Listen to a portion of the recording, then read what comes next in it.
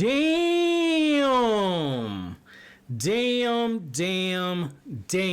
Can we take a moment to appreciate the ending of this chapter? I knew Oda was building towards something. One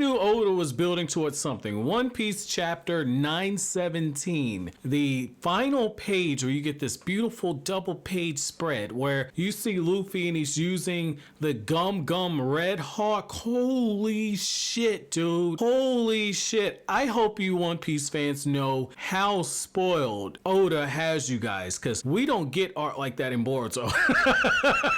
The art in Boruto leaves a lot to be desired. Holy shit, this was a beautiful shot. Like, you knew Oda was getting Luffy more and more riled up, and what I like here is that Luffy is using the Gum Red Hawk, and you know, that's Luffy's way of paying homage to Ace, and he's doing it in front of Tama. Tama's definitely in tears right now, and you can believe that Tama is definitely thinking about Ace at this point. So I like those little small connections right there. But like, just how crazy of a shot this is, where you got like the middle panel and it's the biggest panel of them all. It's putting emphasis on just Luffy's attack just slamming right into this dude. Fucking brilliant right there. Fucking brilliant. And the way that Luffy is drawn after that, holy shit, dude. Holy shit. Oh my god. That is a beautiful shot, man. So let's just back up, because I don't want to, you know, fanboy over the art, because if you've been following my One Piece journey for a while, you guys know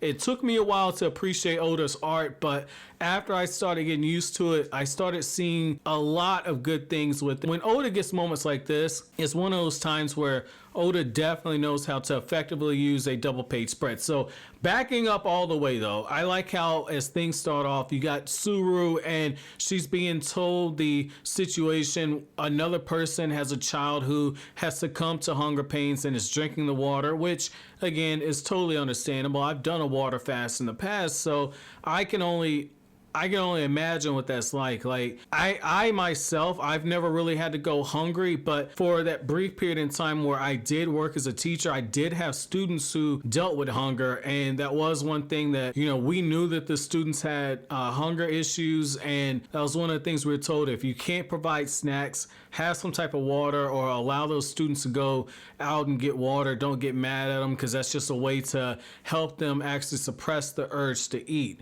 And so I like that little bit right there, and I like how one of the parents is saying like, hey, you know, you're a child of Wano, you're a strong child. And it's like, it's so sad that they've had to condition their children to accept this as a reality. Like, that is the mind-boggling part of it. That's the heartbreaking part of it as well, man. Like, I like how when Oda goes to these different islands and he starts establishing the makeup for it, it's one of those times where you look at Wano and you know, like, okay, we just came from Whole Cake Island, where you had whole ass buildings made out of gingerbread and crackers and chocolate, and now you're on a place now to where not even the water is safe to drink. These people are starving, whereas one of the four emperors had a land that was basically food heaven, diabetes heaven.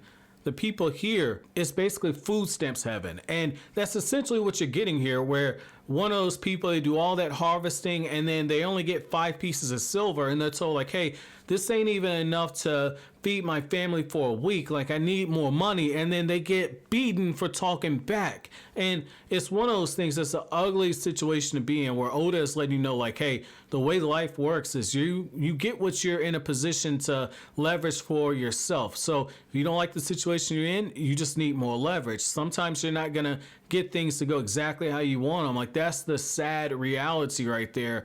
And what I really hate about it is that people get taken advantage of like that in so many different ways, and that's what you're seeing here. And the other thing I'll definitely say too is I like how when you see Speed, you know, Speed got some long ass legs, man. I'm a leg person. I'm a breast and a leg person, but like, Speed got some long ass legs. And you know, Oda, I don't know how. I ain't gonna say I don't know how. Oda liked to draw animals and shit, but you know, when Oda got an opportunity to do this, he said, man, I ain't had a chance to draw a woman with fan service and that had some animal-like features in a long ass time. And so what I like on this part right here is like Oda just went completely with it, man. Like, the kimono got like the little leg slits and everything, and like her boobs is like all out. It's like you see Suru and you see Kiku, and both of them, like, they're just sitting there completely covered up and modest and showing that old traditional stuff. I don't know if this is like Oda trying to say like, hey, you got the old Japan custom and then you got like the modern stuff, and he's trying to make a statement. Not necessarily sure where he's kind of going with that, but what I'll definitely say though is that, you know, this is another character where the character, even though it's a female, the character's showing real grit. You know, like Oda, for the most part, he has strong female characters, but he also has a tendency to introduce some type of vulnerabilities. Even with people like Vivi and Rebecca, I know somebody's gonna fight me over that one. I consider Rebecca to be a strong character, but Vivi, Rebecca, Nico, Robin, all of them have some type of hang up, and maybe it's too early because it's only one chapter in, but I mean, I like the fact that, you know, Speed comes in and takes note of the situation, is just in complete control, man. Nothing really appears to actually shake Speed at this point. And what I like here is the fact that, you know, Speed is like, wait a second, there's a fire going on. That's at Holdem's mansion. What the fuck is going on? And then that's when you get to the beautiful part where Luffy's in this eternal standoff. You can tell he's trying to keep his composure. You know, he does not want to do anything that's going to harm Tama, and yet at the same time, Luffy also understands, like, man, I could end this dude in 2 seconds if I want to. And you just see how Luffy is saying, like, look, you can give me the girl back. It's almost like Luffy's like, I'm about to open up a can of whip ass on you, and if you don't want to catch these hands, go ahead and give me the girl back, and then we'll be on our way. Like, Luffy, we're seeing more of that maturation process, because, you know, before, Luffy just would have clocked this dude, man. So I like that little bit right there. And what I also found interesting was the fact that, you know, like, Jack the Drought gets confirmed to be in Wano to the Straw Hats. And what I like on this part is that it's actually Zoro who recalls him. He says, wait a second, isn't this the guy that destroyed Zoe? And Luffy starts breaking down as a little bit of a recap, which, I mean, I get why Oda's doing that, man, because, you know, you're in a situation where people like binge reading get caught up on One Piece, and so it's going to be very easy to overlook some stuff. So you need the little small reminders in here, but I like how Kiku starts talking, and Kiku says, like, look, you know, you can't piss these people off, because if you do, Holdem is going to show up here, and if something like that happens, this whole place is going to get turned to a wasteland. And that's when Luffy says, like, yo, you the lowest of the low, you holding these people for hostage, I ain't about to stand for this. And you get this moment where you see Luffy and Zoro, they immediately start looking deadly. Zoro's completely focused. Luffy's got this devilish grin on his face, and you know at this point that shit is about to get super serious, because they basically said, we're gonna execute Kiku, and Luffy and Zoro, they're not actually having that. And before anybody realizes what's happened, Luffy's already saved Tama. Zoro is just slicing people up while this is going on.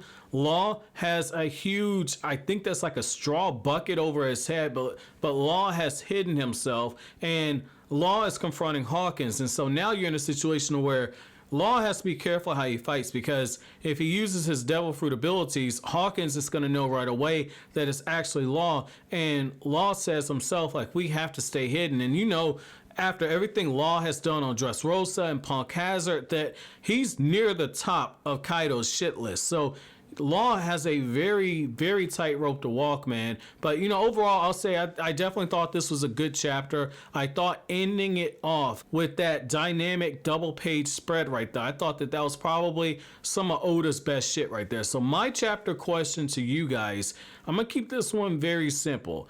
How do you guys feel about the current state of Wano and how the people are being treated? How do you feel about that, and where does Wano rank in terms of the different islands that we've gone to that have been ruled by somebody that is corrupt? Where do you put Wano on the ranking? But as always, guys, if you like anything I had to say, don't forget to comment, rate, subscribe, and share. Thank you so much for watching to the end. Have an awesome day, guys.